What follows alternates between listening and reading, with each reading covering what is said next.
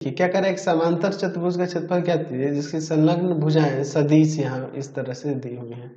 चलिए तो मैं यहाँ पर पहले एक समांतर चतुर्भुज बना लेता हूँ, ध्यान से देखिएगा। यह आपका एक समांतर चतुर्भुज हो गया। अच्छा, समांतर चतुर्भुज का नाम हम लोग कुछ दे देते हैं यहाँ पर, ठीक है, या फिर ऐसे ही रहने देते हैं, ये वेक्टर ए देते हैं और ये वेक्टर बी दे देते हैं।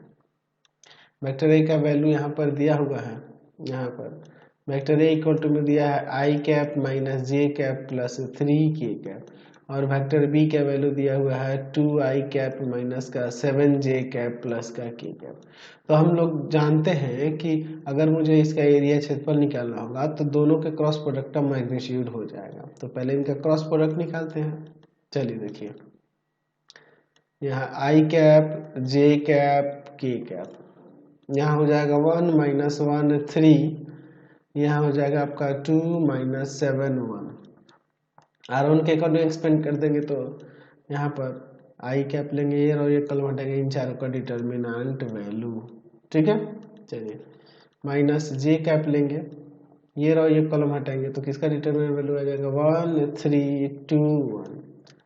के कैप लेंगे तो ये और ये कॉलम हटाएंगे तो इन चारों का डिटर्मिनेंट वैल्यू आ जाएगा 1 माइनस 1 2 माइनस 7, ठीक है। क्या हो जाएगा यहाँ पर माइनस का 1 और प्लस का 21 आई कैप, ठीक है।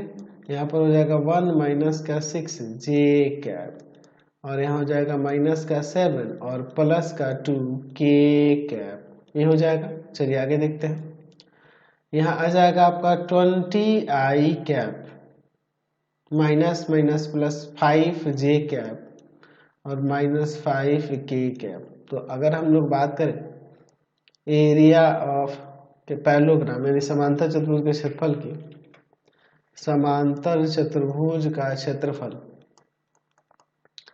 समांतर चतुर्भुज का क्षेत्रफल, तो ये हो जाएगा magnitude of vector A cross vector B, यानी इसका मैग्नीट्यूड तो रूट अंडर हो जाएगा 20 का स्क्वायर प्लस में 5 का स्क्वायर प्लस में माइनस 5 का स्क्वायर।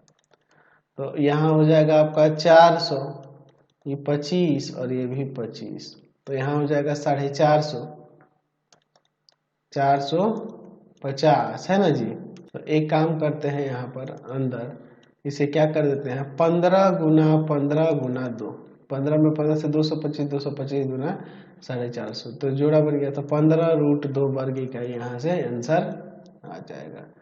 समझ गए। चलते हैं नेक्स्ट क्वेश्चन पे, नंबर